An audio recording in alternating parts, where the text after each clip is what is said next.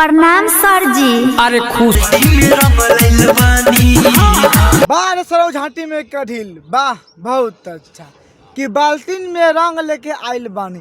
अरे भैया तो सब कोनो बाल्टीने में लेके आवेला, कोनो लंड में लेके ना आई कि सब पानी न रही साथ नहीं। आगे बोला का करे के बा नहीं से डाली रानी। सुन ला सरवा के, सॉरी आई मीन भैया के, आगे से डाली कि पीछे से डाली। अरे भैया हम मान रहे तू रंग लेके आल बड़ा वो बाल्टीन में, तो भौजी से पूछबे नू तो भौजी कही खाली आगे में, काहे कि भौजी से आगे में मराए में नू बहुत मजा आवे, लेकिन वो पीछे मार देबे नू तो भौजी हक देवे इंसान। तो हम तहाँ से कहल चाह रही कि तू भौजी से मत पूछ, तहाँ जहाँ मगे तहाँ डाल दो। बड़ा हरामी हो बेटा। तका हाल बा भाई, आज हम फिर से बात कर बनी सलस फिल्म भाई। आज के बहुते गाना फार आलू का फार बा, ऐसे कहल चाहते हैं कि वीडियो को पूरा देखा बहुत मजा आई। तो भाई लोग वीडियो बनाने के बाद एक ही मकसद बा, एक ही मकसद है आप सभी को दिल से हंसाने के लिए, ना किसी को दिल को ठेस पहुंचाने के लिए। तो वीडियो को पूरा देखम और देखला के बाद में भूल जाओ। तो बिना कोनो बकचोदी के आज के वीडियो स्टार्ट करते हैं। सारा बहनी के प्रणाम करो, बहुत अच्छा सुनता रह कि रंग आगे में डलबा तो स्वर्ग में जेब। ए भौजी चलो हम मानता नहीं, तहार बात मानता नहीं हम कि तहार आगे में डालम तो स्वर्ग में, आ गलती तो पीछे में डाल दम तो का हुई।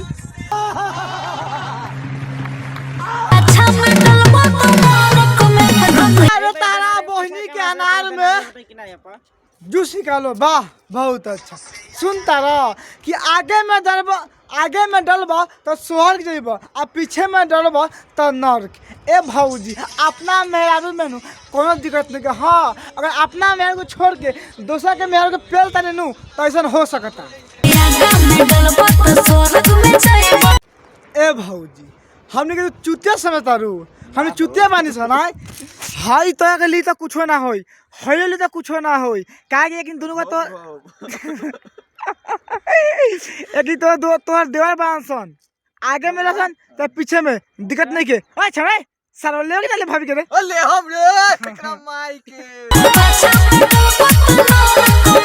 का के पहले 15 हाली आ काम तहार बहिनी के हम ना हमर यारों से पेल ले बा ना। सुन तारे भाई लोग कैसे कहतिया यार कि आगे में डलबा तो स्वर्ग में जेबा आ पीछे में डलबा तो नरक में। तारा बहिनी के झाट देख भौजी अभी बने हीरो, और हीरो बनेंगे और तेरे शादी करेंगे और शादी करने के बाद मुठ मार के गिरा देंगे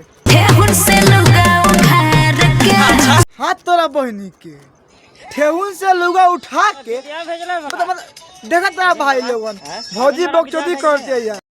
ए भौजी तहार ठेहुन से लुगा हम काहे उठाए, ऑलरेडी हम शादीशुदा बानी, हम ताके कुछ नहीं कर सकल। जौन कुछ करे नु हम बाहर के बाबू आओ ना पटक के चाट लो हाथ तोरा बहिनी के ठेहुन से लुगा उठा के देखा तेरा भाई लोगन भौजी बकचोदी करते यार।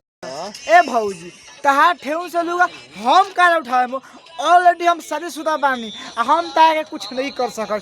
जौन कुछ करे नु हम बाहर के बाबू आओ ना पटक के चाट लो। इसे मत कहो कि ठेहुन से लुगा, बात सुनला के बाद मन करता मुठ मार के गिरा दी। ए भौजी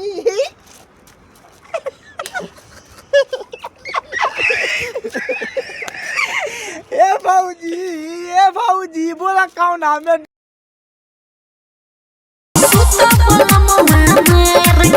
बहिनी के ना सुनते ना भालो फिर कहतिया कि मार के सुता। ए भौजी हम ना मारम, हम मारते मारते पातो बनी तारा बहिनी के अब लार मानी दे हाय से दे हाय बहन जो देख भौजी हम ते के ना मारम, लेकिन हम ए तो तुम्हार बाबू तुम्हार बाबू ई मारी काहे के मुठ मारे जियान कर ई नहीं खमर ले जियान ना कर में भौजी हम तो लेवे के मन करता।